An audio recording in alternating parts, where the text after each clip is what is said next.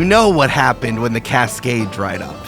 The plant and bug people of our world took to the Great Salt Sea, kicking off half a century of pirate tides. They might say they're searching for the salmon to grant them a wish that will benefit everyone, but really, they're looking for adventure, forgiveness, anything better than the landlocked life that they were destined for. There are many stories caught on the wind between sails, so why don't we hear a different one? This is Join the Party Campaign 3, Legends Across the Tide. Woo!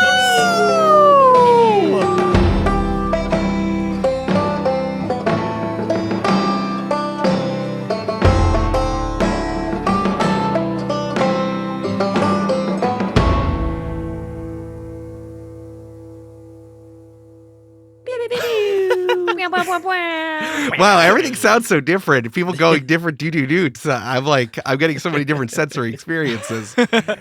Ahoy, green folk. I'm Eric Silver, the saltiest DM on the sea, and we are doing some one-shots with some new friends here to kick off 2024. First, we have everyone's favorite permanent guest, but also he's a permanent guest in my heart. It's Jasper Cartwright. Hi, it's roomy in here. My heart's so big, you could fit inside of it. You do. It's only Eric Silver, big heart. Big heart. So, hi, I'm very excited to be here. This is cool. We have someone new to the Multitude family of podcasts, but I have loved their work for so long. It's Connie Chang. It's me, Connie Chang. Hello. Happy to be here. Connie, are you ready to be a plant and or a bug person? I'm so ready to be a plant and or a bug person. I didn't want to choose, so you're going to see what that means very soon. We've been friends for a long time, and it feels like this is like the inevitable like apex of our friendship, that we would one day be bug or plant people together. You know what I mean? Like that just it feels like this was always meant to happen at some point. We're going to work together to overthrow God, in this case, Eric. Yep. Correct. I'm okay with that. This That's is a fine. warning shot, Eric. But don't worry, we have an old friend here as well. It's Brandon James Grugle. It's me. What up? I'm also in your heart, but for nefarious reasons. And I'm fighting him off. Don't worry. I'm watching from the stands. There's a lot of popcorn in your arteries, Eric. That's why I'm getting open heart surgery over Christmas, so that I can just get Brandon out of there.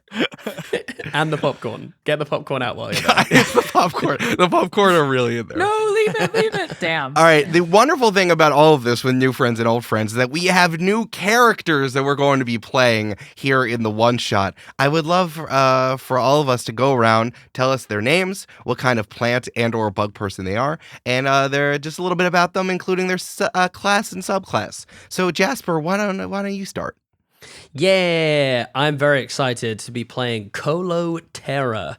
Colo Tera is a gigantic dung beetle man. Yes. He's an ex-paladin. He used to be a paladin. He is no longer a paladin. He is a barbarian, Path of the Giant. I'm very, very excited. I've been playing around with this for a little while, and I'm very strong. He's a very strong boy, and it's cool. So that's all you got for now. I do want to talk about this for a second, because you did say it. Why are you an ex-paladin? Because I've been thinking about this, and I want to share it with you. My headcanon for Colo Tera is that he basically, something really horrific happened to him, and he lost his faith. His faith was directly tied to his wings, which he no longer has. Yeah. And so he basically decided on a different path, and is using his anger to channel what remnants of divine power he has remaining within him. Hell yeah. You also are a man with no nation. You're unmoored, so you've been Indeed. living on the sea your entire time. So I've been thinking, like, at one point, you found, like, a giant dandelion, which was like, oh, hell yeah, you can fly? Love that. Going to empower you. And then, like, as soon as you lost it, it's like, nah, dude, we're out. We're out. I'm done. If you can't fly, you can't be a part of this whole thing. You, sir, man, I don't know what to tell you. It's literally the one thing that we have, is that we fly. You don't do that anymore. It was a tough day, honestly. It was a real tough day. But now I'm real pissed, and I'm going back to find that dandelion. Incredible. Oh, and I do have a very exciting voice for this character. So I'm ready. I'll reveal that later. Incredible. Yeah. Connie, tell us about your character, please. Yes, I'm going to be playing Wangling, they, he, she, for you all, lovely listeners, tonight / whatever time zone you're in. They are an orchid mantis person, so I didn't want to pick, so I'm doing both, a plant and a hell bug. yeah. I didn't know we could do that.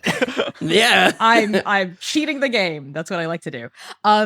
They're a reborn. They have an interesting relationship with death. They're a warlock. And I learned like 5 hours before the recording that there are no death gods in this setting. So we're going with the planter, I think, maybe as one of their patron. I'm not sure if that's exactly how it works out in this realm. Yeah. But they would worship and they would revere and respect whatever entities control the tides between life and death. So if that's the planter, then that's the person they would revere.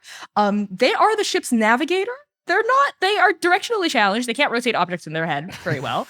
But she does occasionally hear ominous, sinister whispers in her head that tell her where to go. And they've never steered the ship wrong since. So listen to him, folks. Yet. Yet. We haven't talked about death gods yet, but when you brought that up, I'm like, I don't know if we have one. Because it's like, I don't want like an Anubis weighing or like a St. Peter weighing your deeds at the end. My idea was like, when you take a seed from a bell pepper and then you immediately plant that, that's what I kind of thought coming back to life as a reborn was like, oh, you're just replanted and now you're doing New Game Plus to like figure your shit out. Yeah, I love that actually. I really, really love that bit of world building. And I think she's kind of similar to Colo in some ways, as in he's also got a past that he's moving away from that hurts a lot because he did a lot of bad things before. He is now like a kind of like space cadet, sweet, fluffy person. You'll get to know them very soon. I got a fun idea for how Wangling's story might end, though. She's just up here, new death god. Yes, I seriously thought you were gonna say Colo's gonna fucking kill her. I would have been prepared for that. Wangling with like plastic gloves using tweezers to like pull people's souls and replanting them. I really like that. That sounds perfect. Little mist spray thing, like a little like from above, just misting everyone, making sure they're okay. I'm actually so into that. Or like the mantis like scythe as a Grim Reaper scythe. Ooh, yeah. The arm. Oh, that's fun. Nice. I'm here to be a tiny piece of sand in the beautiful clockwork mechanism that is your world. I'm here to absolutely fuck up your entire life. Haha, it's a sundial. You can't fuck it up. It's impossible. Okay, well, call me the clouds, bitch. Let's go. I know, that's, yeah. Eclipse time, baby. Love that. It just so happens a lot of you have a bunch of you have a past and maybe some relationship with bad things happening to you. Because Brandon, I do know your character. Please go ahead. Yes, hello. My name is Abel. I'm a Dracula ant. That's not my name. That's just the kind of ant I am. Okay. My class is, as you would guess, Necromancer, and subclass Blood Ascendant. And I'm from the hothouse. Ooh. I figured that an ant would be a good construction worker, and hothouse is all about construction and ingenuity. I like that. So I don't know exactly what happened to sort of like make me undead, but maybe like I don't know, like a brick fell on my head or something. I don't know. Probably. That's pretty funny. For those of you at home being like, where is this Necromancer class? This is from Valda Spire of Secrets, the third-party book, where I just got the physical copy, by the way. It's so great. Oh, it's so nice. That's beautiful. From Mage Hand Press, we've been using the classes in the main campaign, so very excited to do this. So yeah, Necromancer, and then you get vampire powers on top of it, which is going to be very fun. That's really pretty cool. dope. Can I just ask real quick, did we know about Abel's not living status? Actually, I guess, and Wangling's. This is, okay. Do you know what? I guess maybe I'm the odd one out. I'm alive. Okay. Sorry, Maybe I'm it's gonna just stop rude to asking ask, questions. you know? Yeah, I Maybe think you it's, yeah. suspect. Wangling would share to anyone. They trauma dump liberally. So you would know. Everyone just comes up to Colo like, you've still got a heartbeat. Are you okay? Like, what's up with you, I guess? Hey, we on this ghost ship. We think that maybe, you know. Yeah. You should join the crew. Incredible. Just a quick question for Colo and Abel. What do you do on the ship? Because Wangling is our navigator. I'm a bosun, and I also can be the pilot. I'm pretty good at sort of actually steering the ship. Hell yeah. And pretty strong. So I kind of imagine maybe I'll like jump in during a storm. Nice. Now, Eric, Jasper seems to know boat jobs. Yeah. Brandon is convinced that boat things are fancy. Jasper's competent with Google and managed to Google boat jobs. Brandon, you can do whatever. It doesn't have to be a boat job. What's your job? No, I mean, I was thinking probably something like a rigger or like lookout, like crow's nest lookout or something. Ooh, that's good. I like that. Yeah, you could hang out in the crow's nest. Yeah. And just to clarify as well, bosun is like kind of like the second first mate. They basically like they're in charge of the deck. So like in charge of like the people who scrub the deck and do all the lines and like the rigging and stuff like You're that. middle management. Yeah, fully. what you are. Yeah, Hell yeah. He's way Wonderful. too competent for the role as well. He should be hired, but he just has no ambition whatsoever. I love this. Well, I do want to get your characters a little more familiar with each other. Let's do something I'm calling Bonded by the Sea. Ooh. Each of you are going to roll a d10 and answer a prompt, and then you're going to direct that prompt to another character, and then it's going to go into a triangle in this way. That's so much yeah. fun. Let's do this in reverse order because Brandon is used to me doing this. Brandon, can you roll a d10 for me? I can. That's a 7. That's a 7. Hey, Brandon, Abel is incredibly afraid of something. What is it? And then throw it to another character, and they're going to answer, when was an inopportune time where this came up? Okay. I think he's scared of drowning. Okay. That's honestly so funny for someone already undead. Yeah. Who doesn't need to breathe? Maybe to clarify, like he's afraid of being trapped because he can't drown because he can't die. So it's just like large amounts of water on top of him. That's awesome. Very specific cubic meters of water on top of Yeah. That's very funny. Yeah. And Brandon, throw the second half to somebody else. I'll throw that to Connie. All right, Connie, when was an inopportune time that Abel's fear of being under the sea all came the up? time. There it is. Constantly. I think a specific moment. Constantly. It's just all the time. Maybe that's why you're the lookout, so you're the farthest away from the water. But I do think there was one time that our ship absolutely beefed it. We crashed. We fully crashed. We had to get a completely new ship, and all of us went overboard. So I think maybe we even lost some of the auxiliary minor NPCs. aboard the ship. Like this was like a dark time for our crew. It was a dark era. Several of us died. And I think Abel was pretty messed up about it because like there was a moment of time where you were fully just submerged in water and no one was able to grab you or get you, but you did survive and we were able to like haul your ass back to land, all of us as well, and get a new ship. But that was a pretty dark chapter for us. Love that. I love that. Okay. I'm just on the bottom of the sea, like legs up, just. I would like it if it was actually, if it's cool with y'all, if it was Wangling who went down and grabbed you. Oh, hell yeah. While you were like kind of at the bottom of this reef. Hell I yeah. love that.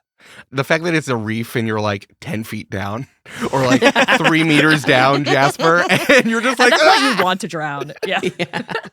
I'm very short. I'm very small, Eric. Yeah, for sure. All right, Connie, give me a D10 roll, please.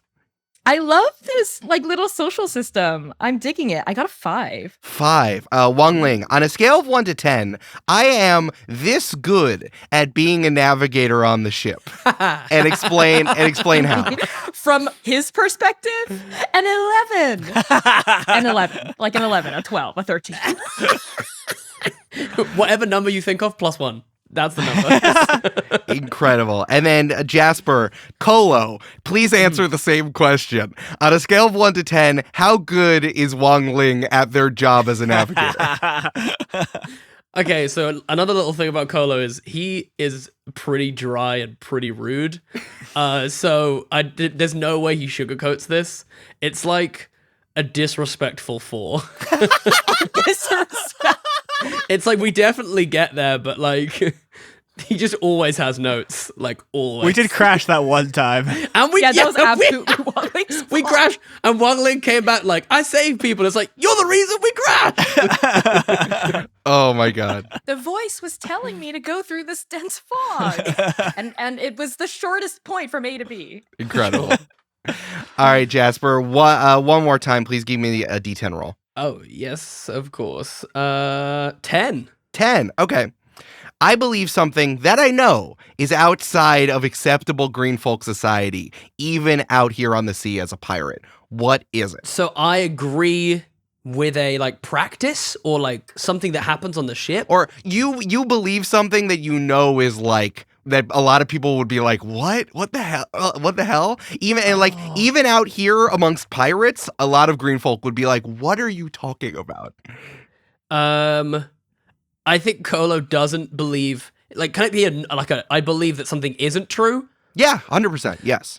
All pirate superstitions are complete BS. Oh, yeah.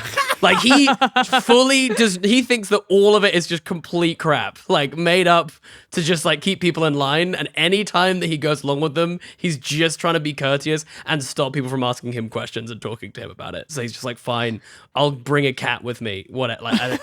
This is complete BS. I don't know why I need this cattail on the ship, but I guess it's there. I guess I'm feeding it. Okay, great. Yeah, and Abel, does this belief bring Colo closer or farther, or pushes people farther away, especially on the ship?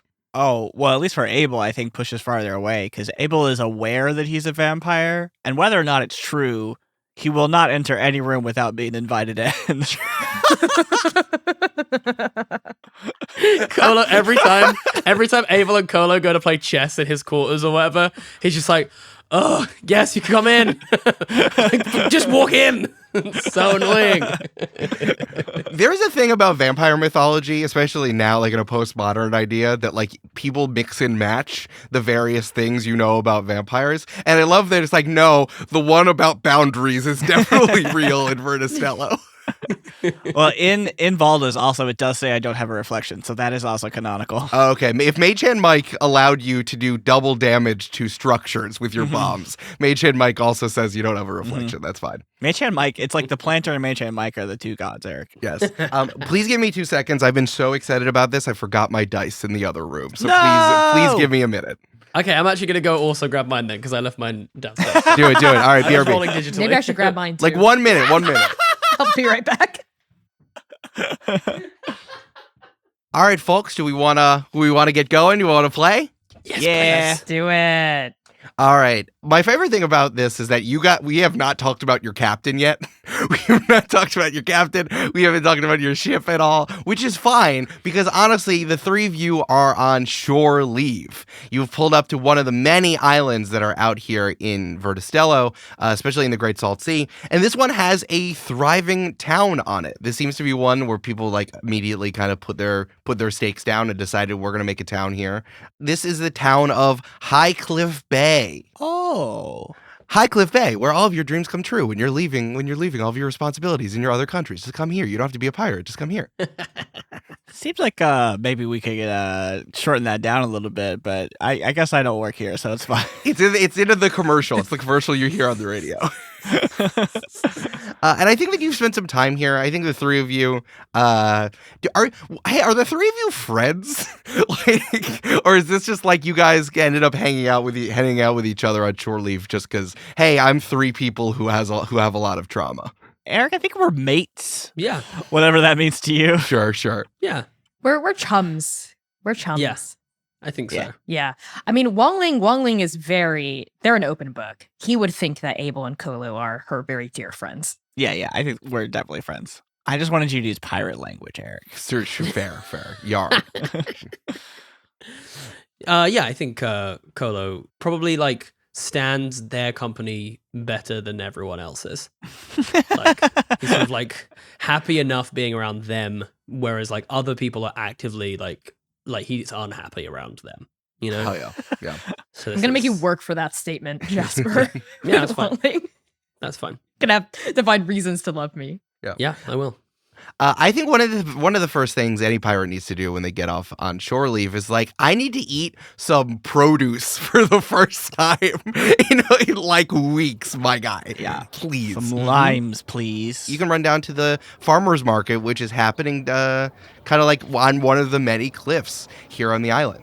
Colo Tera is going to bound his huge form. Is it human scales that we use in this world? Yeah. Eric? It's like everyone is in the regular medium scale, yeah. Okay, perfect. So he's 7'8", but that's like with a like 6-inch horn. So like realistically like 7'2", sort of to the top of his head, you know? Yeah. He's going to go bounding up and he's going to get out like a huge sack of, I'm guessing like silver, because he's definitely not rich. And just be like, just look around at all the stalls and be like, I need one of everything. And I'll just start throwing out coins. Incredible. Colo, as you're looking around the farmer's market, the first thing you hear is, "Oh, come over here. Do you, I see that you have a sack of silver. Would you like, I have something special that I think you would really like. Come here. What do you have? Come here. I have something you can't find anywhere else. I have gold." Before I go anywhere close to this creepy voice, what am I seeing here? Like, am I about to get stabbed? No, you're not. You're not gonna get stabbed. There is a stall with an older man who is like one wrinkly cord piece, who has a little stand, and it says Mordecai's Golden Apples, and that's Mordecai who's sitting there with literal golden apples here out on his stand. Be like, "They were really delicious, and I have so much for you. And I see that the way that you're jingling your purse out, you would probably don't have gold coins in there. You have silver coins, which is great because I do need silver coins." Okay, and I'll turn around and look at Abel and be like, Abel, I have something that I think you should try and eat. I need you to check it's okay, because you won't die if you eat it and it is bad for your stomach, but it will kill me. So you eat it first. Here. And I'll pay for a gold apple. Only 3 silver doubloons. Oh, the coins are doubloons, by the way. Doubloon with the word doubloon in it. There's 3 silver doubloons. That's it. Okay, that seems very reasonable. Here you go. Thank you very much. Wonderful. Putting it in my big pockets, which I have here. Thank you. I'll just grab one and throw it into Abel's mouth. Just like, how is it? And you just see his jaw like unhinge. It's just like, ah! I hate it when you do that. Yeah. I feel like you're going to swallow me up to the elbow. It's not good. Do I need to roll anything, Eric? No, this golden apple, it's delicious. It's incredible. It's the best apple you've ever had in your life. It also actually has a little bit more substance and roughage because it is partially made out of metal. But it's like good. Like when you wrap like beef in gold leaf, it's like, oh, look at this interesting taste I have in my mouth. Yeah, that's just expensive fiber. That's what I've always said. I love this expensive fiber that I have. In which case, I'm pouring out silver onto the table, and I'm grabbing me a whole, like, just handfuls. Beetles actually have 4 arms. What? So I guess I'm just scooping multiple, things up into my sort of chest area, just sort of gobbling them down in, probably one bite. Oh, incredible! You're going to share that with everyone. You're going to with your other companion, with all of your mates and friends. Absolutely not. I am going to eat them all myself. Look at this giant frame. It takes a lot to keep me going. Mordecai is holding one off to the side and offering it to Wangling. Is like, would you like this? Wangling has not been present during this conversation. He's gone off to every single vegetable and fruit stall, and also some of the meat stalls too, and has very hideously haggled for the ugliest pieces of produce at every stall, and they've now just returned with her little arms full of just like the ugliest little messed up potatoes and carrots and various pieces of forage. Hey guys. Incredible. My first roll, I rolled a 13, and they're like, "This is great. I love this." Everyone's like, "This orchid green folk is awesome. I hope they come around again." Hey guys, I got a couple of marriage proposals and all these fruits. You what? As someone wants to marry you, did you say, or what? Oh, yes, but I turned them down because of the pirate life. Those apples look delicious. We love you so much. I need a partner who will eat the ugly vegetables. What? You have caused quite a scene. Can I ask, how come you only get the nasty-looking ones? Oh, it's because I feel bad for them. I wonder if they feel left out. You know, at the market square, all the prettiest ones are pushed to the front, but the ones that are kind of odd or weird are always shoved to the side and forgotten. Kind of like Abel. And myself. Mm-hmm. And a little bit you. I look down at these beautiful apples that I've purchased, and I'm like, Yes, that is quite a good point. I suddenly feel bad about being so selective about the food I have bought. Well, the three of you seem like such a hoot. Would you like to go? Well, I'm done for the day, considering how you bought all of my golden apples. Come over to my house for a spell. It seems like you're a lot of interesting fun. Just come over to Okay. your house? What? No, wait. Yeah, just come to my house. Yeah, just come to We're my house. just going? I am just old Colonel, man. What can I do? I'll give you more apples. I have interesting things to show you. The kernels on your face kind of look like the golden apples you sell. That's a very good point. See, now you have to come. You have to see how if more things look like other things. I would love to see that. I do like to see if things look like other things, so... Abel, what do you think? Please, Colo, can we go? Please? It's up to Abel. If you're serving dinner, I have more things to serve. I can see what they have over there. It's fine. I have all these I have all these silver pieces. This is wonderful. Do you intend to kill us? No, I do not intend to kill you. I intend to kill you with a wonderful time. Okay, let's go. Wangling does cock their triangular head to the side. They've got this beautiful pink chitin, right, with these orchid patterns over it, but their eyes are bright, dazzling blue with slitted pupils of pink as well. And Cool. She narrows them slightly, not in suspicion, but just in open curiosity. And could I make an insight check Please. on this guy? Could I try to ascertain what his true motivations are here? Please, I would love that. If it helps, I don't know if this will provide the help action at all. As soon as this colonel makes a joke about I'll kill you with a good time, immediately I pull out my greatsword and I hold it to his whatever would be closest to his neck, and I'm like, "What do you mean you would kill us?" whoa. You know, Colo Tera does not do he just doesn't understand jokes. He's just like how do you kill us with a good time? What does this mean? Yeah, I definitely need that. Would help. I would say that would help. Yeah. Cool. Well, that would bring it to a 23. Incredible. Okay, with a 23, Wangling, here's what you understand, is that this colonel is old, and he definitely wants people to come hang out, but there is something that he wants to show you. He's pushing you hard because he definitely needs you to see something. It's not of ill intent. He's not actually trying to hurt you, but there's something that you three seem very interesting, and there's something that he needs to tell you.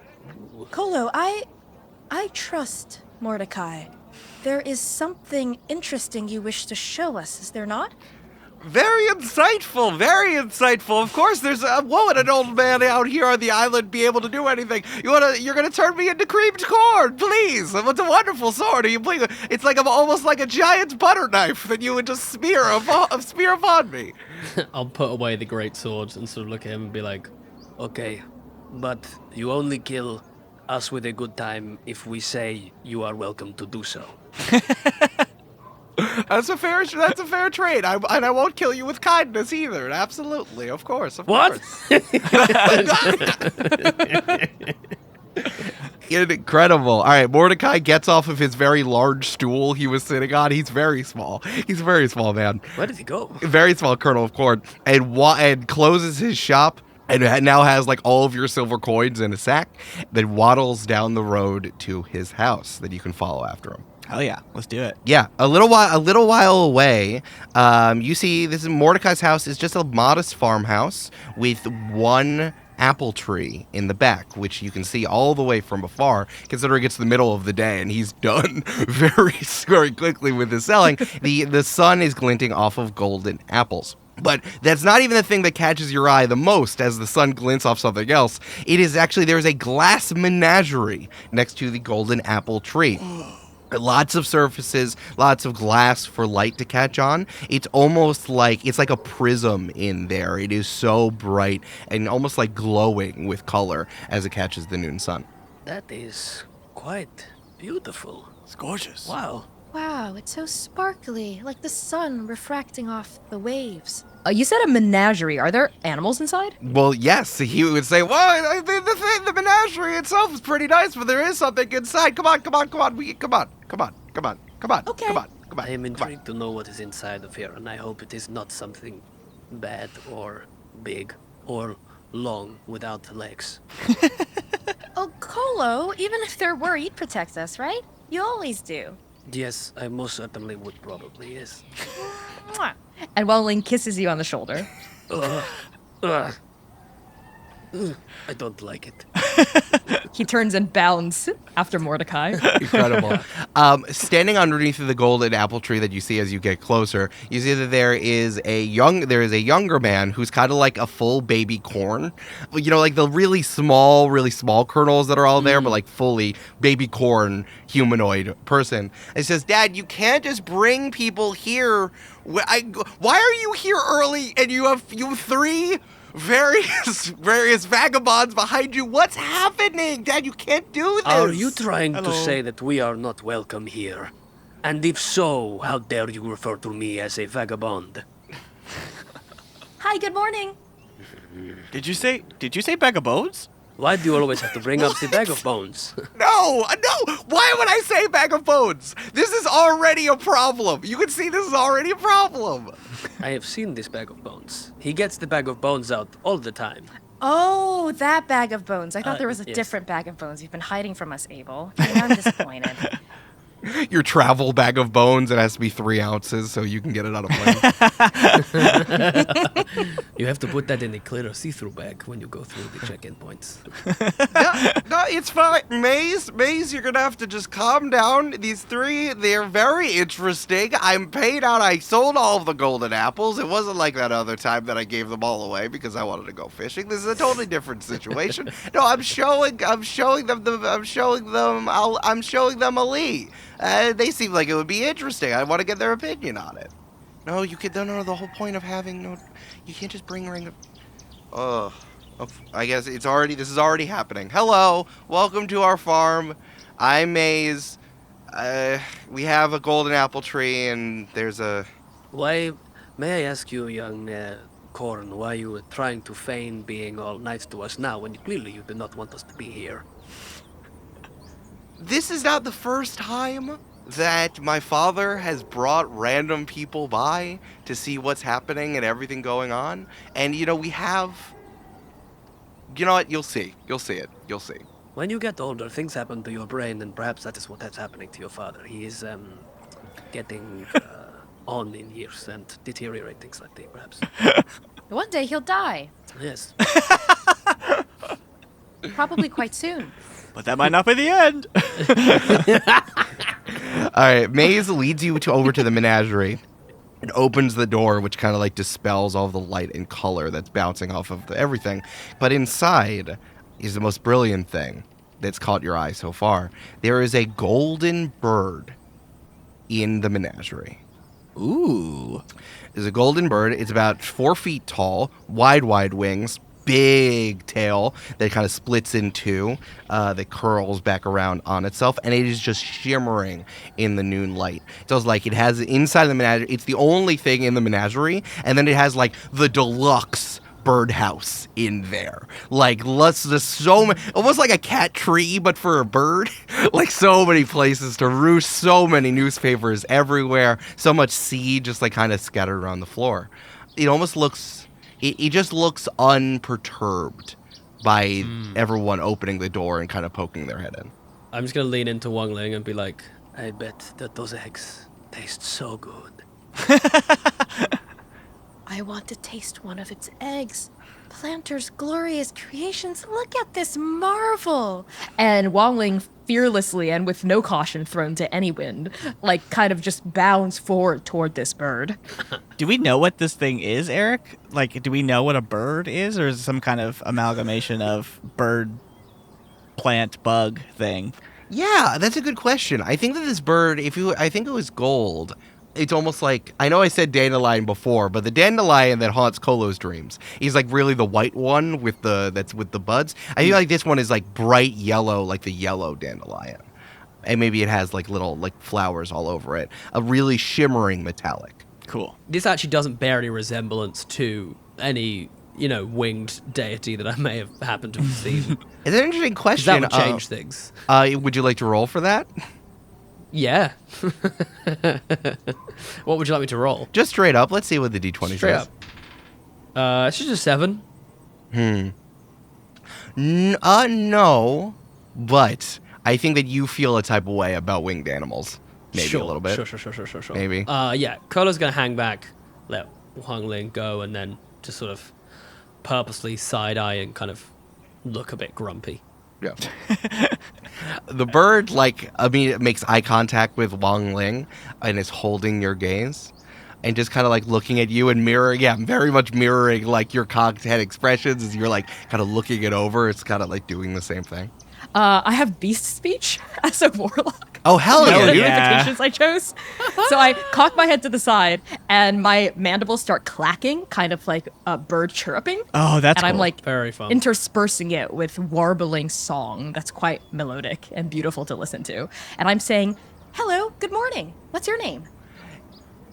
Oh, man, I did not think I needed a voice for this bird. All right, here we go. Like, oh, hey, what's up? So wild, you could talk to me. Love that. What a chill ass bird. Yes, I love being able to talk to all the beasts and animals of this world. My name is Wangling. Do you have a name? I do. I'm the Alicanto. Thank you so much for asking my name. Very nice to meet you. Do I recognize that title? Yeah, make an Arcana check, I'd say. Okay. Brandon, the player, does. Ooh, I'm rolling hot. That is a dirty 20. What? Yes, the Alicanto, I think, even from just is that it is truly one of a kind. The Alicanto loves eating metal and can find metal. And is known on the Great Salt Sea because of its ability to find rare metals and gems. So it's like, oh man, if I could have an Alicanto, that would be so sick. I wouldn't have to like look for X's marked on the spot anymore. I'd just be like, go look for it, and then I'd go do it. So it's like a creature of myth that also is like, oh, hey, which Pokemon would you want in real life? Is a kind of like real type of question. It's like a truffle pig. Yes. Oh, Yeah. Alicanto, I've heard of you. You're quite the valuable bird. No, that's who I used to be, not anymore. Are you happy here? Are you caged? Kind of. This dude's pretty chill, and his weird son's really weird. I would super love it, though, if you could let me out. But tell him that I will come back at some point. And is that a lie or is that a truth? Oh, that's definitely a truth. I will come back. I do want to. I just gotta, like, do some stuff. I got some errands. Yeah, okay. Well, we have a ship. Maybe you could do your errands with us on our ship? Oh, no, it's here on the island. I don't know. I can't leave the island. Okay. Maybe we can help you. Can we help you run the errands? Yeah. Excellent. Yeah, if you want to. For sure. Yeah, just let me out. Would really love that. Just if you could, like, provide a distraction or, like, push everyone out of the way, that would be super sick. Okay, I trust you implicitly because you are a bird. And Wangling turns around and says, in like normal people speech, to Colo and Abel, Team huddle time. Okay. Cool. I'm gonna Colo's gonna walk forward. Colo will take out the kind of like his wing casing that he still has. It's like Hell the yeah. bits on a beetle that lift up and reveal the wings normally, and he'll sort of use that to kind of like shield us in. And yeah, you can see Aw. he's got little stumps where his wings used to be, as he'll kind of bring us all in. It's dark in here, but he's like, okay, so what is happening? and Wangling fills the team in on everything, but in like a hushed whisper. Wow. I mean, I don't particularly think it's the best thing to do they just kind of gave us some apples, invited us in, and then we're like, hey, we're going to let loose your valuable bird. That feels a little bad, but I'm also a pirate, so who cares? The Alicanto said they would return. Ah, that's true. And you trust them? They probably just have to go grocery shopping and visit their grandma or something. Can we help them? I'm just thinking, like, I don't know if I want to do pirate forever, and Alicanto could probably find me something, which means I could settle down with a nice farm sometime. I was gonna say, have we considered hiring the Alicanto for our ship? Oh, well, I suppose. Or at least inviting the Alicanto to... We could maybe help the Alicanto. We do something for it, and then the Alicanto does something for us, and then the Alicanto goes home. And everyone is happy, and we are a lot richer. Understood. I'll come back with a counter offer.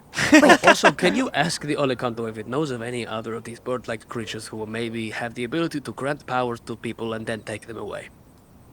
Okay, Thank you. that's very specific, Colo. But No, I no. will ask. It's a pretty general question that lots of people ask all the time. It's a normal question to ask. Whatever you say, Colo. Mwah. On the other shoulder. Yes.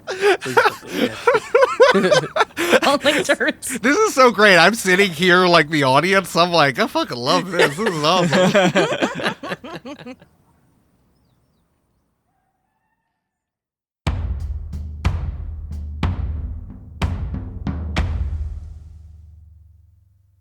Hello, this is Amanda, one of the regular players on Join the Party. And if you're new here, I wanted to say a special welcome to you, specifically you right there listening. I'm so glad you're here.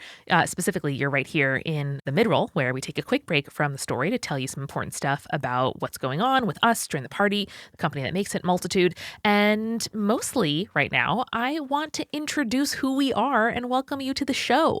Join the Party is a weekly actual play podcast with tangible worlds, genre-pushing storytelling, and collaborators who are genuine friends and make each other laugh every dang week. We welcome everyone to the table, from longtime players to folks who have never touched a role-playing game before, like I hadn't during the first episode of the Stang podcast. You can go back and listen to it. If you are loving this green folk pirate world of Verda Stello, you should totally listen to our current campaign. It's Campaign 3, set in the world of Verda Stello, which is Season 4 in your podcast app. But you can also start with our other completed campaigns. We have 2 full-length campaigns and 1 mini campaign. Campaign 1 is a high fantasy story that starts at a gay wedding. It's incredibly good. Campaign 2 is a modern superhero story set in upstate New York. And we have the Camp-Paign.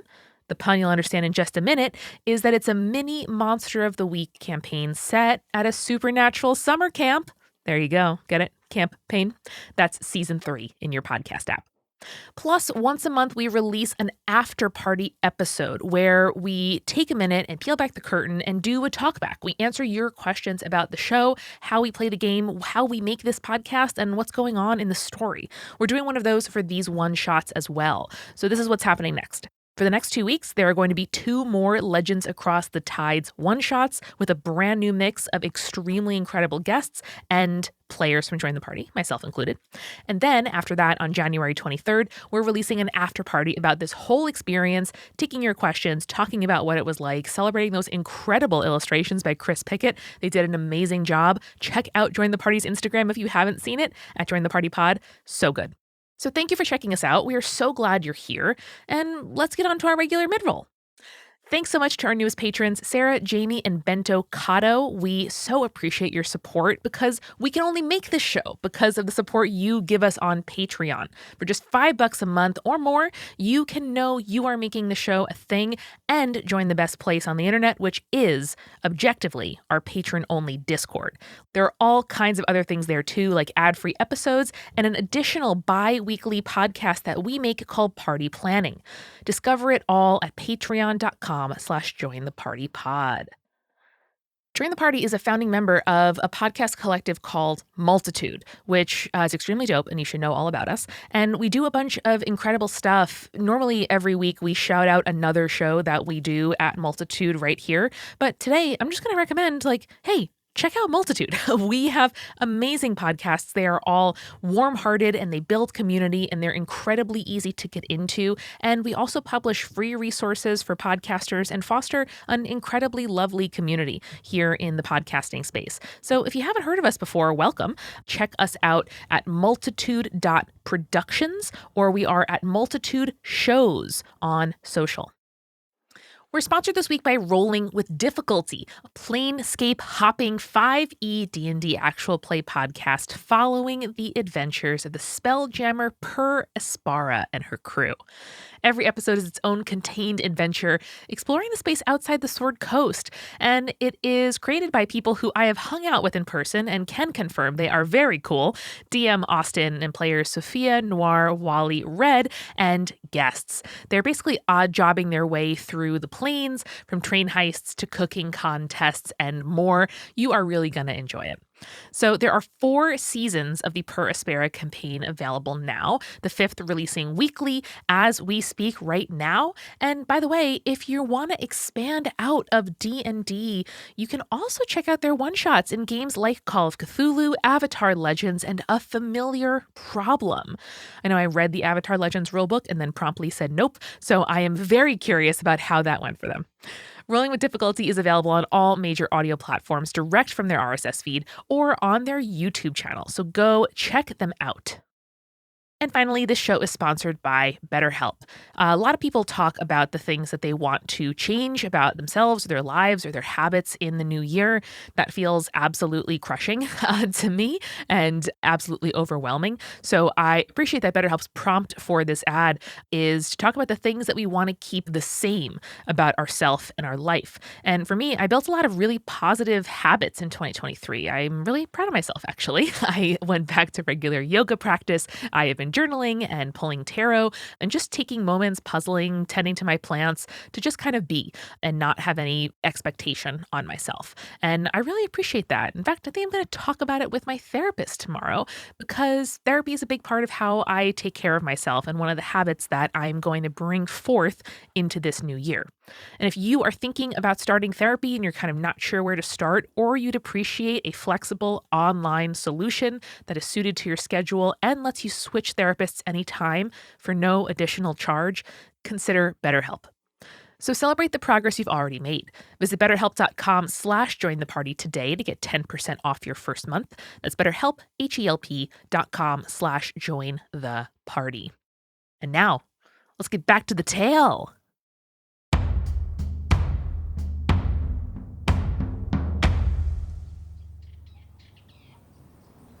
Wangling turns back to the Alicanto and starts like chirruping again. I figure this bee speech thing is Abel and Colo are used to it, right? Sometimes Wangling will just talk to a bird or a turtle that comes up from the surf and translates back into bee speech.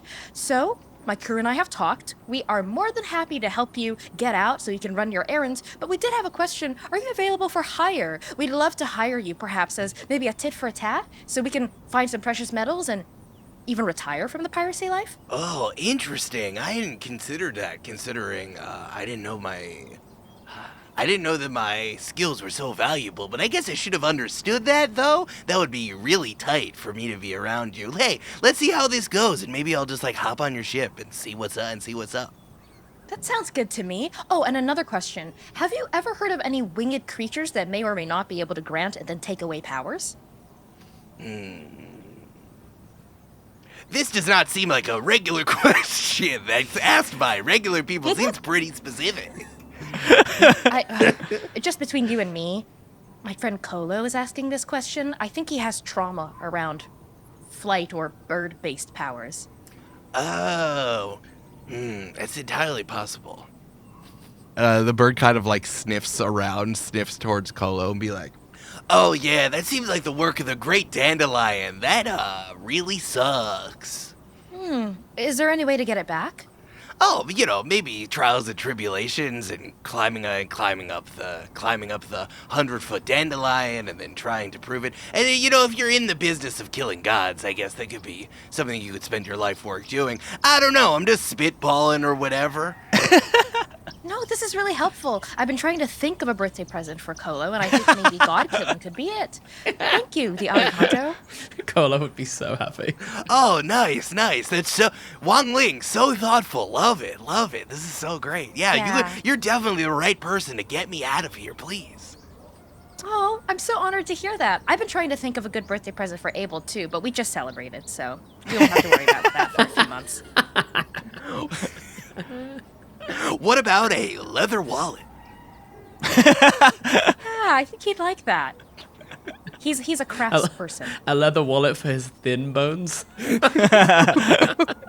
Yeah, Wangling puts a finger up. They have 3 digits, like claw-like, finger-like digits. They put one up as like a hold to the Alicanto. They come back, they translate everything to Colo and Abel.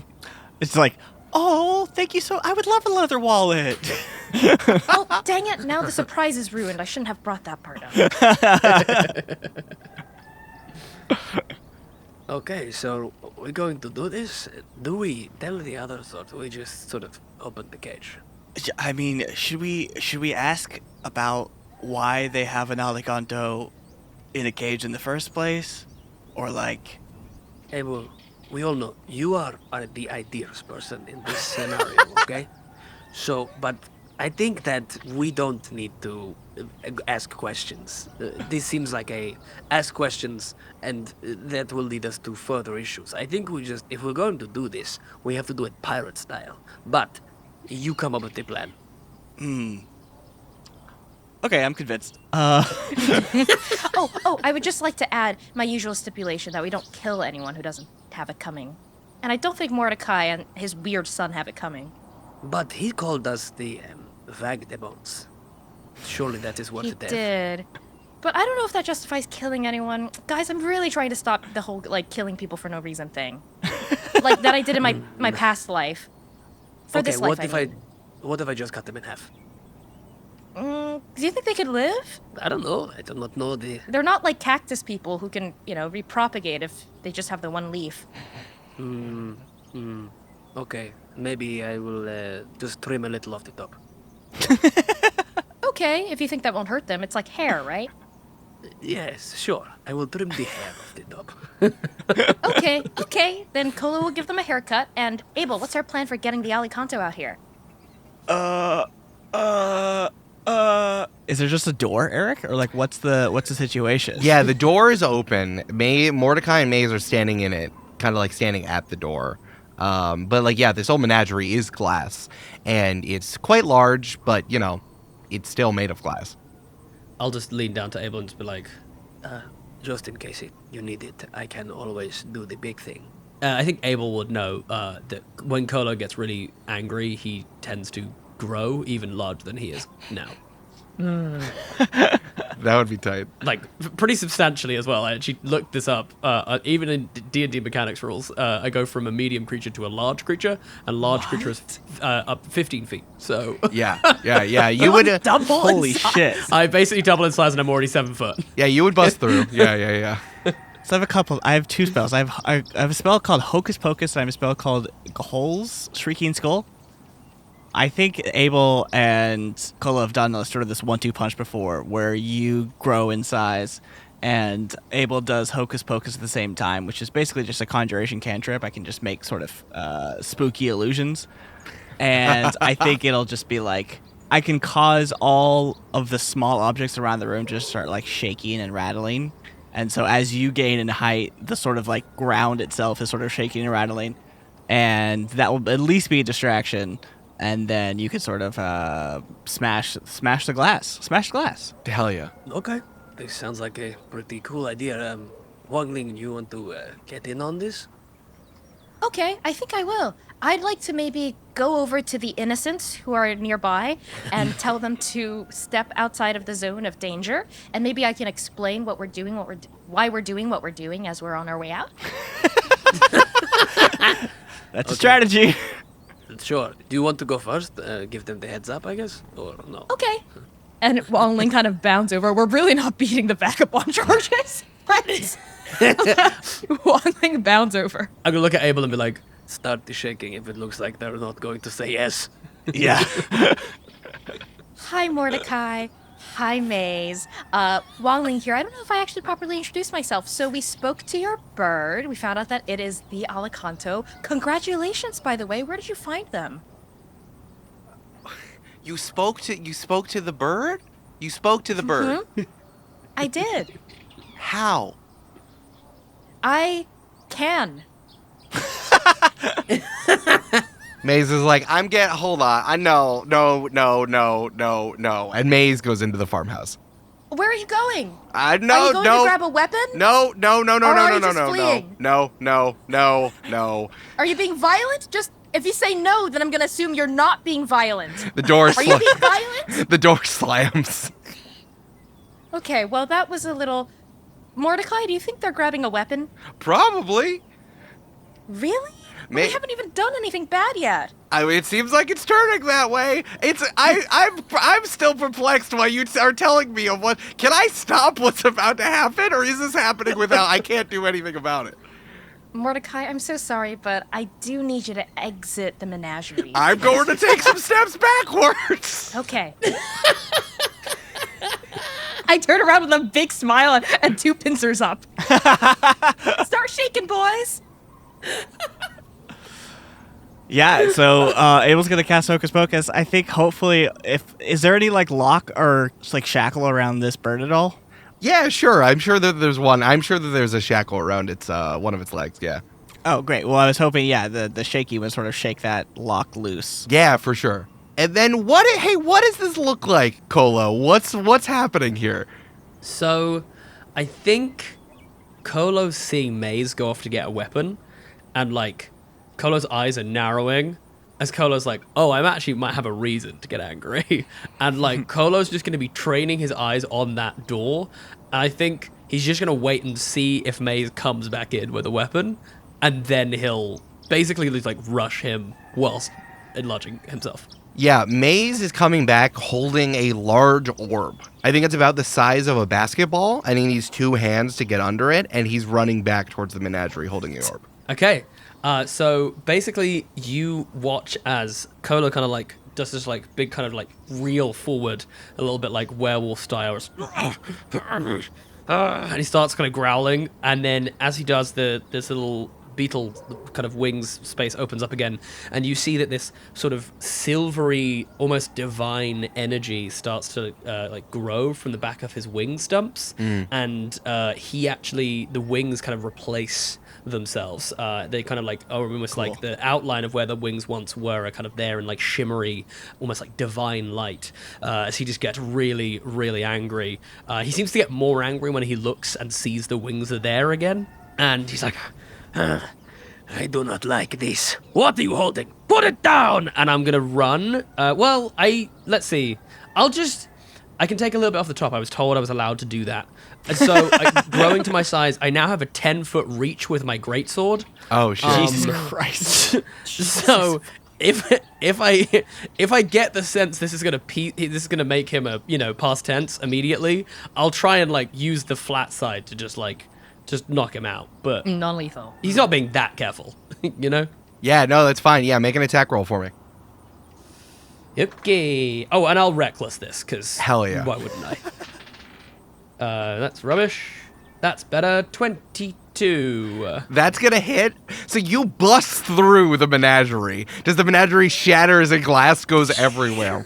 As you step forward, as Maze is running towards you, 10 feet. Now your sword is like 10 feet long. You have this massive reach. You swing out at Maze, and Maze kind of tries to block it with the orb, and it goes whoa, whoa, whoa, whoa, whoa, whoa, whoa, whoa, whoa, whoa, whoa, whoa. Maze blocks your massive sword with the orb. It still hits, but no damage, and nothing else happens. Maze drops the orb and be like, oh my god, and picks up the orb again and runs back into the farmhouse. Can I have an opportunity attack? Yeah. Okay. Yeah. That's a dirty 20. I want everyone to know that for something else, I rolled a 4 and a 3, just so you know. Yeah, that hits. Okay. Do your damage, my man. That's so ominous. I'm going to use my Stone Strike ability on this. So that'll add a d6. And I need him to do a strength saving throw. So that's a total of... okay. Yeah, I rolled an 8. Yep. Okay. So that's going to be 19 points of damage. Oh! As I take this great sword, and basically he gets yeeted 10 feet in a straight line away from me. Yeah, Maze is running away from you, and he just gets yeeted away. 19 points of damage, and just like goes head over heels, just falling over into the grass. Yeah. What I want to do is I want to grab the orb and try and give it to Wangling. I want to be like, Hey, look, this looks like something you would enjoy. Oh no, Maze is holding on to the orb. Maze is still holding on to to it. it. Yeah. In which case, then the last thing I'll do is just lean over Maze and be like, May I ask what is this orb? It looks very cool. You're a good cop and bad cop at the same time. Large cap and small cap. I just want to be clear, I'm complimenting the orb, not Maze. I am not. Maze looks bad. Maze got so messed up by your strike. Be like, no. With my last breath, I will not tell you what this orb does. No. Can I scream in his face and try and intimidate him? Yeah, sure. I just want to be like, Tell me! So I can give it to my friends for their birthdays. yeah. That's only a 2. No. It means like, you think that living here, you're the first large thing screaming in my face? Come on.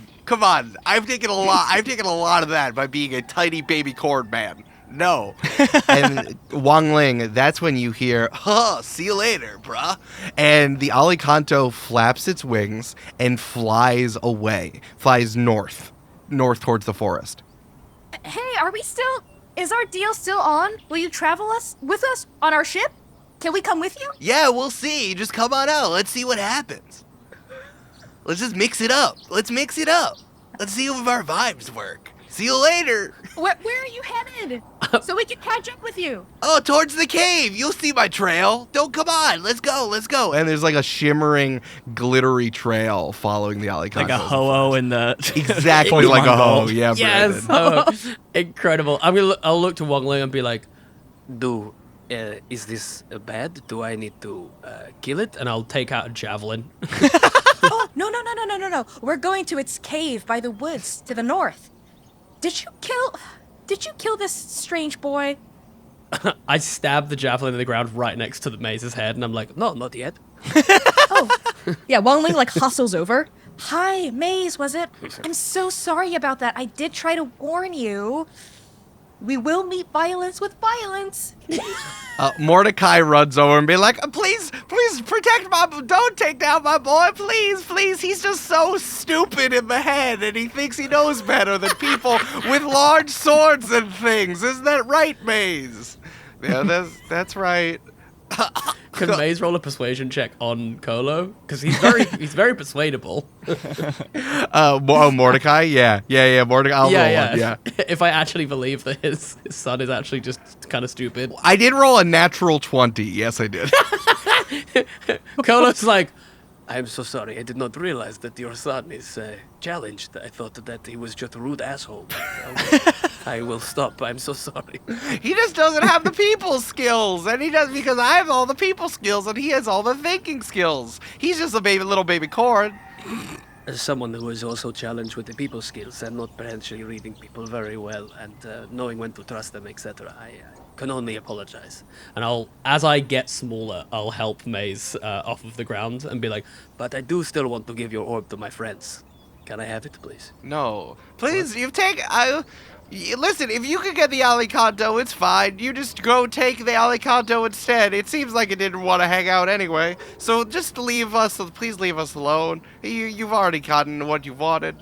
No, I want the orb. I did not want the Alicanto. That was my friends that wanted to do that thing. I just wanted the orb. It looks cool. Colo's just going to sit down. Will you all leave if we give you the orb? I will, but I cannot, like I said earlier, I cannot speak for my friends, but I think they want the bird, so I think we will all be happy, probably, if you give me the orb.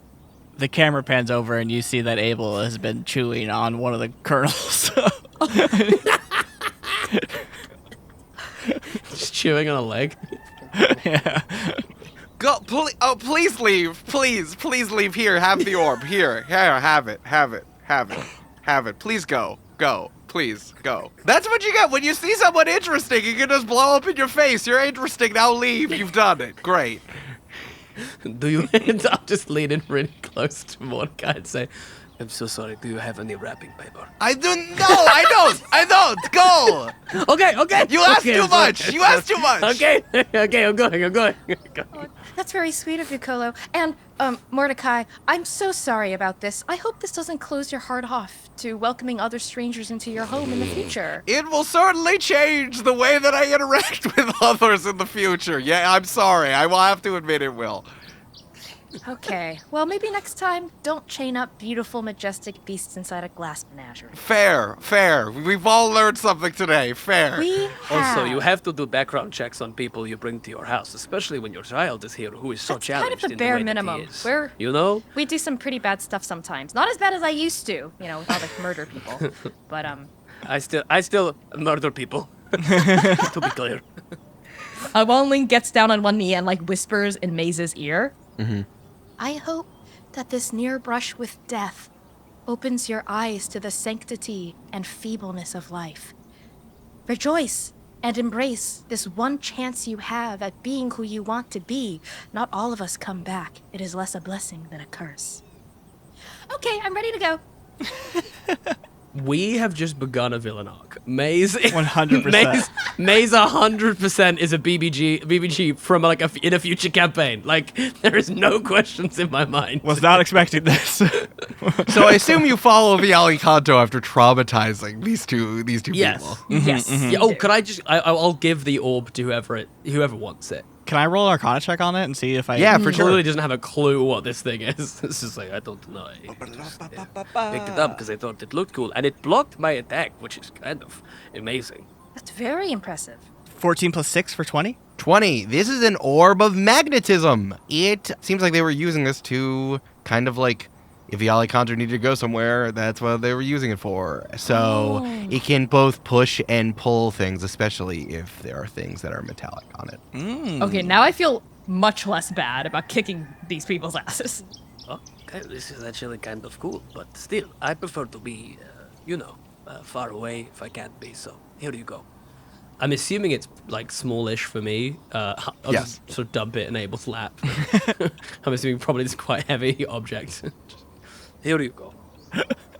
Well, you see like ants crawl around like a circular object kind of thing.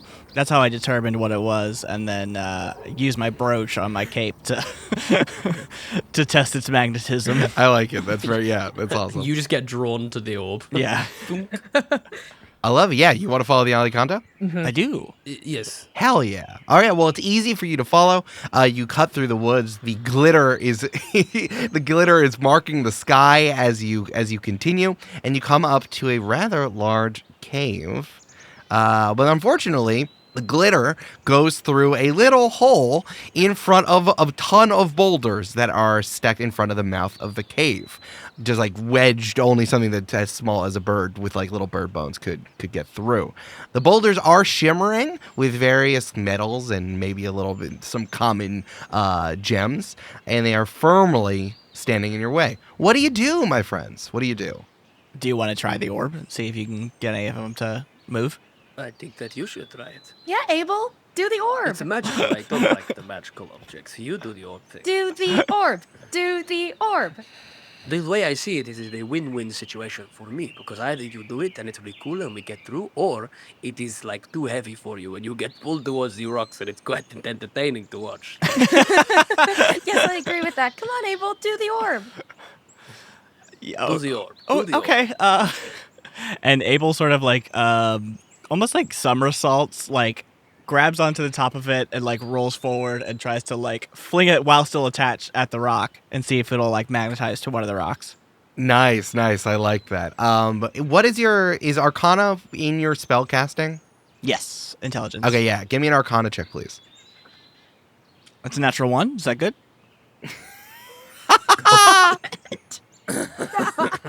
You got this, Abel. I am so Abel, absolutely Abel, positively look at sure. him hurtling toward that rock wall. Abel. Hey, make a Constitution check, please. Oh no. 14 total. Neat. Hey, so maybe you turned on the orb in the wrong direction because you will go hurtling towards the boulders, and you smash them against them, and please take 17 points of damage. my friend. Great. Oh. Oh! Yikes. Down to 15 hit points. I was correct. It is very funny. Yeah, it's really funny. Wait, are you okay? Are you okay? What the? I'm fine. I'm fine. Is it like still pinning him? I've definitely got a leg still caught. Yeah. There's a little chip mum that hops down and sniffs you. It's a little like chipmunk with a little mum flower. It sniffs you and checks you out while you're pinned up against the wall, Abel. Hello. Oh, I wanted you to eat it and eat its body, and you can get some health point HP back. I wanted you to vampire it. It has to be a hostile creature for me to be able to gain hit points when I bring something down to 0. It bites you on the ankle, and you bites take you. 1 more point of damage. Great, down to 14. And Abel is like, hello. And bites this thing. If I bring it down yeah. 0 hit points with my Charnel Drain, I regain hit points equal to my intelligence modifier plus my level. Minimum 3. Incredible. How much do you get back? 8 total. Incredible. All right, you get 8 points back. Nice. Hell yeah. I feel bad about this as Brandon. Sorry, man. That you should have been a super neat Brandon class instead. You did pick Necromancer, so Yeah. Why did you think I'd have to kill chipmunks? Jesus. Incredible. All right, boulders are still there. Either you can still use the magnet orb if you want. Hey, Abel, I think you should do it again. Yeah. I'm good. I think maybe you should try it this time. The Wangling, you want to give it a go? Or Okay. And Wangling, are you still pinned against the boulders? If you pull it off, I'll be free. Yeah, Wangling doesn't think to do that. They raise their hand with the 3 pincers splayed outward. And they say, I cast Destroy Boulders. And they Eldritch Blast forward. Jesus Christ. Do I make an attack roll against the wall? Yeah, make an attack roll, please. this is the most entertaining thing I have seen in so many days. That's a natural 20. Oh! These boulders don't stand a chance, my dude. Tell me what your Eldritch Blast looks like. Yeah. Ooh. I think it's a pink streak of light that emanates from his 3 pincers, and the front of it is a ghostly visage of the person she used to be. Hell so we yeah. see like an orchid mantis face, but there's something about it that's twisted in this kind of like fervent bloodlust, like the antennae are pointed forward, almost like daggers stitched on top of her crown. And you almost hear like a ghostly yell, like a bloodthirsty cry from a past life. And then bam, the blast explodes against the rock wall. 3 of the boulders just go up in glitter. I remember this when in New York City when there were the wildfires happening in Canada and just like the smoke was on everything. It's just the glitter settles on everything. Or like when you're around fireworks and then like everything, it's just like the pieces settle on everything. And now you're all of you are glittery. But there is a big hole now where the boulders used to be. You also did get part of the cave. You get like a little hole in the cave as well. And then you see just golden doubloons are just spilling out of the hole.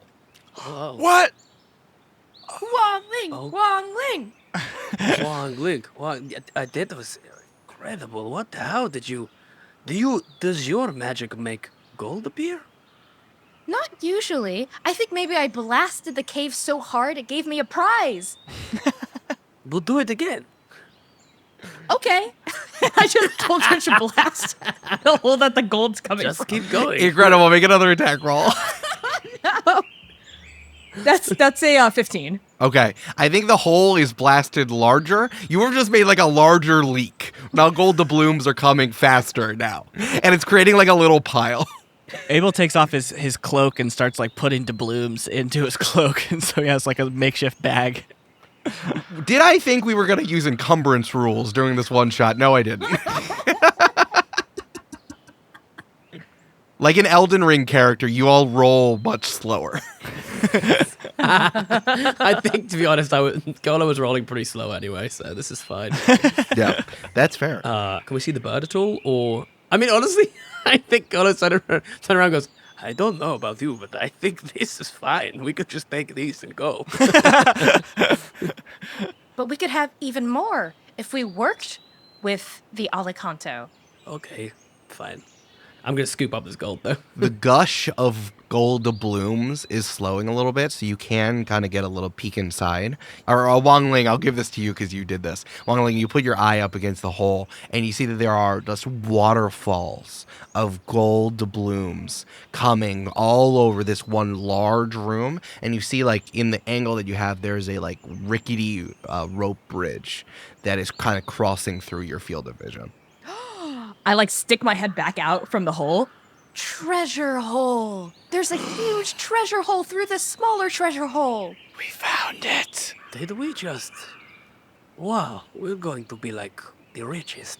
This is great. We could retire. Okay. I'm thinking even bigger than that, honestly. Let's like buy ourselves like a whole town or something. And it could be a utopia, and no one would have to work, and we could all just be friends and eat good food all the time? Okay, that's fine. Or we could not let anyone else live there and it'll just be our town. Oh, Just 3 friends living in a town. I guess I could do that. It feels a little lonely, though. Shouldn't we at least invite the rest of the crew? No, they are assholes. Like the captain? Definitely not the captain. Oh. Okay, we could maybe even start our own crew with all this money. And you could be the captain, Colo. No, Abel will be the captain. Definitely. I have the most legs, I guess. See? Should we? Do you want to go find some more gold? Okay. Yes!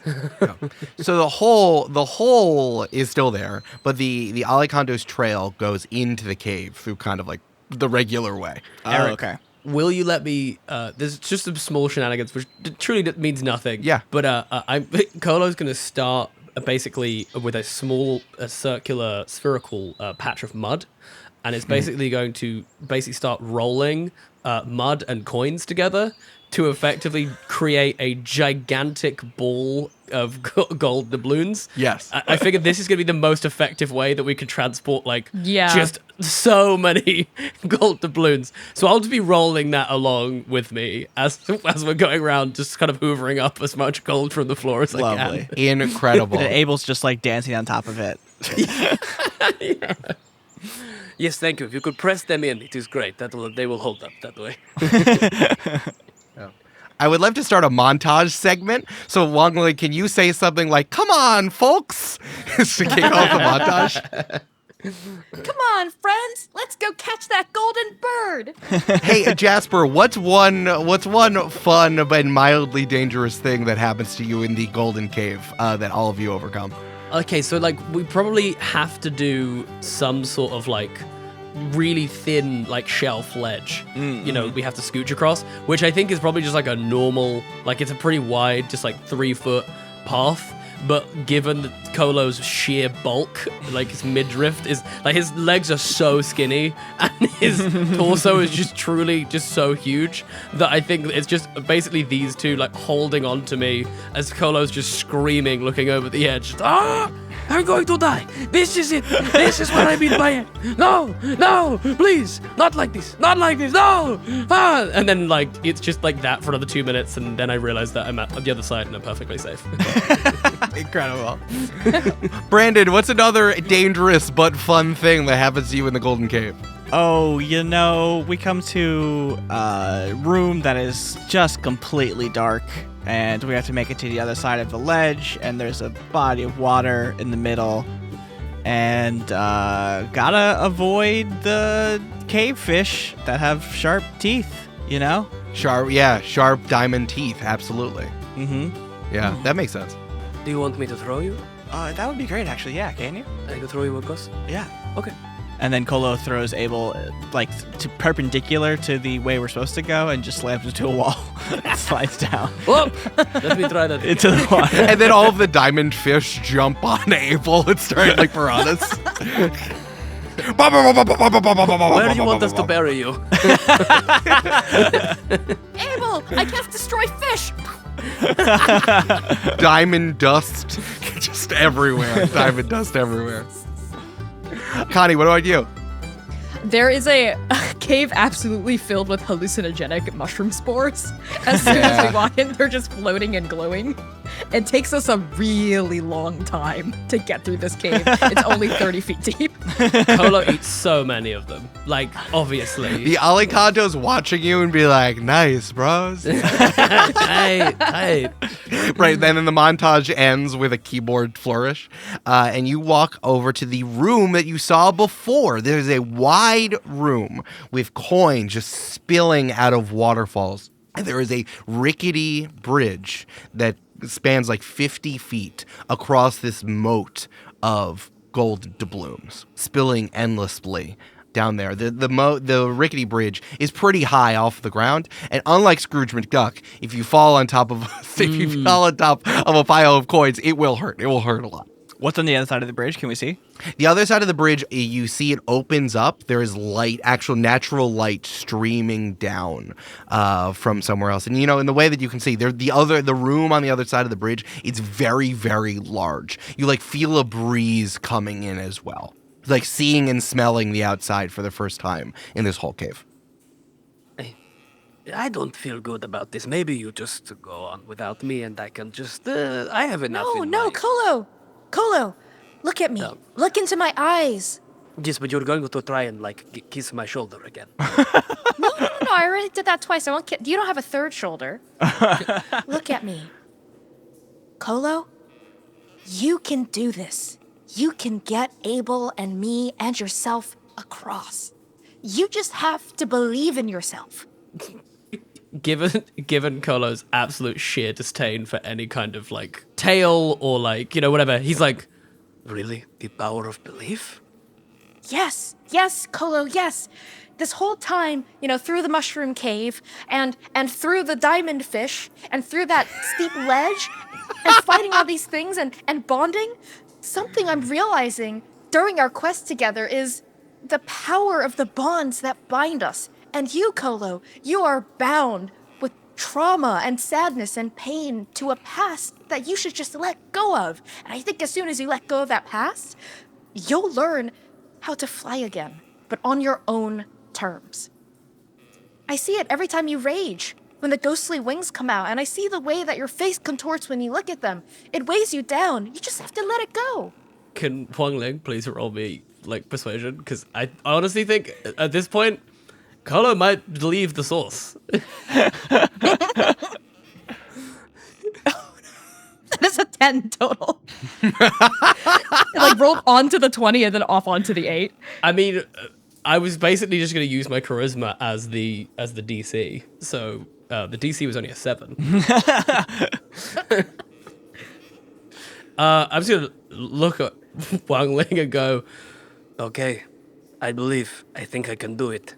I'm going to rage. I'm going to rage and just start running across the bridge. Before you do, I reach up and I give you a little kiss on the forehead, and then I pat you on the back and cast fly. Nice. I was gonna do something like that No way! Oh my god. I just get absolutely huge. I grab hold of these two and I'm like, just start running like, Okay, here we go. Wait, what? Oh, I am doing it. I am Colo Tera. I have returned. My wings are back. I am going to be a paladin once again. My enemies shall quake as I enter a room. For my large and huge, massive size, I will be the most feared thing on the 7 seas. Look at me, so incredible. My wings are not beating. How am I doing this? Leave, Colo! I don't think that's true. I think it's just my, should be my wings. What's happening? Hey, Colo. Hey, Colo. Can you make a strength saving throw for me really quickly? Oh my god. can I see whatever this is? It's happening behind you, so I would say no. Okay. I love that. Hold that for me. Well, hold on. Make a perception check first. Well, I am rage. I did say I was going to rage. Yeah. And I'd marked off a rage, and I get advantage if I'm raging. Okay, then yeah, do that. No, that's good. That's good. Cool. That's a natural 20. So 27. I think that's good. Colo, you feel a force try to slam you into the falls. One of the metallic falls, one of the golden coins falls. But you are able to push against it, and it almost like a slingshot. You take the centrifugal force, and that only pushes you faster as you bank hard. I am the one who pushes. As you bank hard, and it only pushes you faster across the bridge. What was that? Yeah, Can I what see could we if see? I turn around, We're like- on Colo. Can we Yeah. see what that was? Yeah, you can turn around. Maze, all bandaged up, and he's bandaged up, and blood is like seeping out of the large cut. What? It's seeping out of the large cut in his midsection. He's now holding another orb, another metallic, another orb, and he's like, "This is my chance. You're not allowed to come to my farm and take me or my father down, and I'm coming back for that bird." How far away is Maze? I would say you are now like you didn't stop, right? So you're now like you can be across the bridge if you'd like to, which is 50 feet, as I said. Okay. But you can also fly back if you want. You're in the air still. Oh, cool. No. That was Maze did that to you, so it's your turn. I think just pure instinct here. I'm gonna whip out a javelin and I'm gonna throw it. I don't give out second chances very often, and he's just used his. So Maze is done. Yeah, make an attack roll. I'm gonna use my sharpshooter feat here, so I don't have disadvantage because even though it's outside of my normal range, I get a -5. But if I hit, I get a +10 to damage. Jesus Christ. Oh, I love that. Yeah, that's what you get for using that unmoored feat, my man. That's what you're doing. That when you all had countries. Colo was throwing javelins, studying the blade. That's a 19 +2, so 21. And I'm going to use my Cloud Strike again. So let me see. Gonna kill this person. Oh my god. Okay, 6 plus that's a 2 plus 2 plus 14 points. Oh wait, sorry, no. 24 points of damage because I get +10. From sharpshooter, so 24 points of damage, and he needs to do a strength saving throw or he's pushed 10 foot back. I think he's dead. In a straight line as he just gets absolutely impaled by a javelin. Wham! Maze is skewered through the center against the side of the cave, just stuck there. Like, what? Why would you do this? We invited you to our home. Why would you invited us to your home? Sorry, second attack, another javelin. Like if he's still talking, I don't. Wow! Yeah, that one goes right through the corn cob. Yeah. Okay. So yeah, no, there's nothing going on. There's nothing going on anymore. Yeah. Cool. Yeah. I'm so sorry. Wangling is in the middle of saying, as you're throwing the second javelin, maybe we shouldn't kill. Oh. Wham! Okay. What did you say? Never mind. It's okay. We did give him a second chance, and he used it to try to kill us. So The least we could do is not waste the blood. Maybe we should go back and maybe get the. You know? Yes, actually, I could do it, getting the javelins back. So I'll fly us back, unskewer him, just to get the javelins back. And the montage music begins again as we star wipe. Whilst Abel drains the blood. Now there's like a husk. Yeah, there's like an old wrinkly baby corn on the ground. Abel's wiping his mouth. Incredible. I guess we really did turn him into creamed corn. I then go through a round where I don't rage. I then get small, and I'm like, I know I cannot fly anymore because I have lost my wings. Has it been 10 minutes? No. But Colo thinks it was because sure. of his wings that he could fly, so he's just like, I've lost it. I'm no, so sorry. It's okay, Colo. We can flap your wings for you, right, Abel? Yeah, huh? And I'm like lifting up the panel and trying to flap it. You can still levitate, by the way. Colo just does like a really like, oh, wait, to the left. No. And we get across. Whew, that was cool. I did not know that you could do that. We should keep that in mind, that whenever we want, you can just flap my wings for me, and we can fly. This will be great. Yes. I think you'll be able to fly maybe at most twice before we have to take a 1-hour break. Yes, Abel? Okay, it's weird that you know how much I can fly. I think you can fly 2 times a day for 10 minutes each, and then we'd have to take a 1-hour break before you can fly again. That sounds about right. Yeah. Okay, I'm glad that somebody knows about the inner workings of my flying abilities. That's Yes. Oh, and before we set Incredible. off, I do want to give Creamed Corn his burial rites. I forgot his name already. Maze. That's it. Right, Yeah. Maze. I give him burial rites. I use my claws, like briefly, and I dig a really shallow grave, and I roll his body into it. After the javelins have been plucked out, I sprinkle some dirt over, and I prayed to the planter. Directly on the shallow grave that you've buried for this guy. A bunch of green shoots come out of the ground. Aww. Thank you, oh great planter, and please usher this small creamed corn called Maze into your paradise? I'm not sure if a paradise exists, really. After I died, it was all just black until I came back, so, I hope he's resting in oblivion. Okay, I'm ready. Incredible. You fly across the rickety bridge and you land on the other side as you feel the sun and the wind coming through. As you walk through Wangling, you hear, "Oh, nice, you made it!" And you see that the Alicanto flies up, and there are like 20 other Alicantos flying around in this massive, like, it's not even a room, it's an area. It's like this massive area in this cave, this cavern. You see the light is still, it's like 2 p.m. You've taken care of this very quickly. The afternoon light is streaming in, and just all of these shimmering birds catching the light are flying around each other, playing and diving and bonking into each other and chittering at each other. And then they all come together, and they flap and they hover, and it comes together as a face. And you see that the Alicanto that was near you kind of flies back and lands right on the nose. And together, they say, "Oh," all three of you can hear this, and it's very loud. "Oh, what's up? Thanks for coming to my cave." What? Wow. Alicanto, you are many. We are, as a flock together, we come together as the spirit of prosperity. You have defended our lives and also all of the other stuff that was happening. Dude, that guy had an orb of magnetism. That shit sucked. We've got both of them now. Oh, nice, you have 2. Yeah, throw them down here. Just throw them into the infinite void. That would really demonstrate that no one would ever use them ever again. Did you say infinite void? Colo takes 2 steps back. Oh yeah, down there. Don't worry, you wouldn't fall in there, though. Just don't fall. I grab hold of the other 2 just to make sure that they, like, I know what Wangling's tendency is just to walk forward. I just grab hold of his collar, like, do Yeah, not- I was one step into the Yeah. infinite void before you pushed me back. No. Oh, thank you, Colo.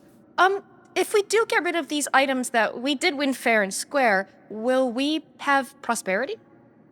Absolutely. We'd give you a blessing of prosperity for being such chill dudes. I think one of us definitely wants to leave the cave. We've had a lot of fun being locked up, and just everything that's happened over the last hour or so have kind of demonstrated to us that things could be different if we leave the high cliffs of this island. I think going along on your ship, I think it'd be really what do they say? It would be really neato. That is what they say, yes. They do say that, yeah. I think we could be obliged. Abel, I think all we have to do is chuck those orbs into the void. It's not really a test or anything. We just think that if there were weapons that actively made us feel bad, you'd throw it away, and it would demonstrate that you care about our feelings. For example, if I had some weed killer here and I was holding it, and then you would be like, "Hey, put that down," I would, because we're bros. That's yes. Consider it done. And Abel, with his back legs, holds on to one of them and does another somersault and flings it right into the pit. Incredible. And make an Arcana check to see if you fly with the thing. I'm joking. I'm joking. I'm gonna roll it anyway. You can do it anyway. I was joking. Well, I got a 20. It's fine. Okay, fine. We knew. Yeah, you did. You remembered to turn the orb of magnetism off before you threw it into the pit. We throw them both in, all the birds just get sucked in. Oh. Whoops. Whoopsie. Okay. Anyway, back to the ship, I guess. Incredible. Alicanto number 7 will come with you. That's the one. That's the one that you've been talking to, majority. Can you promise me one thing? Yeah? I What is cannot it? make a promise unless we know what it is. Don't say yes. No. Wangling was in the middle of saying yeet. Do you promise that every day will be as exciting as this one? That is impossible for me to promise. I'm sorry. Yes! Yes. What? Incredible. Well, okay, wait. What is the penalty if we're not able to make the next day as exciting as today? And the Alicantos like fly around, they break their face formation, and the Alicanto that you know and love settles very heavily on Colo's shoulder. Hi. Okay, this is fine. Hello, number 7. You said. You can call me Ollie. It's fine. Okay, we will call you. Okay, Ollie. I'm so glad you're free now and you get to travel with us. I think the captain will really like you. Or if the prosperity blessing kicks in right now, maybe we'll have enough to get our own ship and go our own way. I think we should do that. I like the idea of Abel being captain. I don't know about captain, but I agree with that. Let's get a boat. Or maybe we don't need a captain. Maybe it can be egalitarian, horizontal leadership. I think that is a terrible idea. I call dibs on captain for the first day. And I'll turn, look at Abel and go, Do you want to make Wangling captain?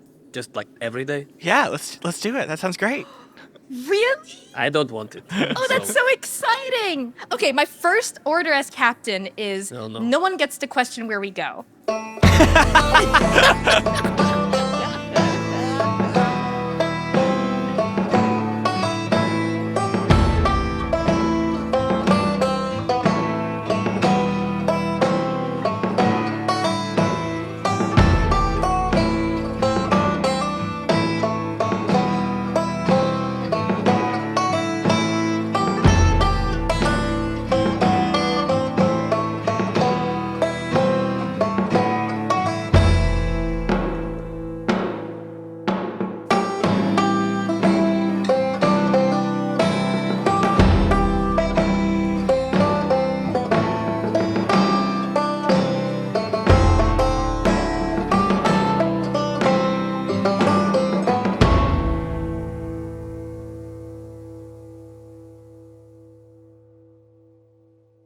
I did just want to do a real quick post-credit scene, Eric. On the way out of this cave, the camera might zoom in as Abel says a few words, and I don't know, did you see the ground of that shallow grave slightly become disturbed? Do you see maybe it's a little bit of movement there? Aww. Maze's punctured body climbs out of his shallow grave and follows dutifully after Abel. But then Maze looks at the camera and says, I'm never going to forget this. That's perfect.